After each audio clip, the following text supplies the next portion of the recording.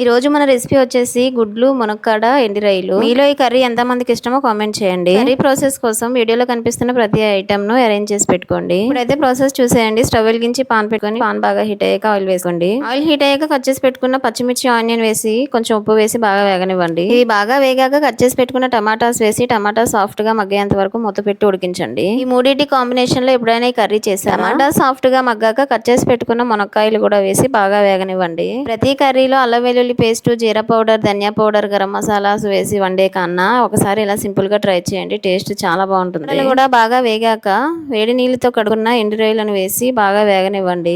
ఎండు రొయ్యలు కూడా బాగా వేగాక కారం వేసి బాగా కలపండి. ఇలాంటి కర్రీస్ లో కొంచెం కారం ఎక్కువ వేసుకుంటేనే బాగుంటుంది. అందుకని నేను 2 స్పూన్స్ వేసాను. ఇప్పుడు నానబెట్టుకున్న చింతపండు గుజ్జును తీసి అందులో వేయండి. చింతపండు రసం కొంచెం మరుగు పెట్టాక ఉడికించుకున్న గుడ్లు వేయండి. ఉప్పు కారాలన్నీ టేస్ట్ చూసుకోండి. సరిపోకపోతే అడ్జస్ట్ చేసుకోండి. ఇప్పుడు స్టవ్ ను లో ఫ్లేమ్ లో పెట్టి ఒక 5 to 10 మినిట్స్ బాగా ఉడికించండి. కొంచెం దగ్గరకు అయ్యాక స్టవ్ ఆఫ్ చేసేయండి. ఇప్పుడైతే టేస్టీ గుడ్లు మునక్కాడ ఎండు రొయ్యలు కర్రీ రెడీ. నెక్స్ట్ ఏ రెసిపీ కావాలో కామెంట్ చేయండి. మరిన్ని ఇలాంటి మంచి వీడియోస్ కోసం మన ఛానల్ ని సబ్స్క్రైబ్ చేసేయండి. ఇంకేంటి, ఉంటా మరి, బాయ్ బాయ్.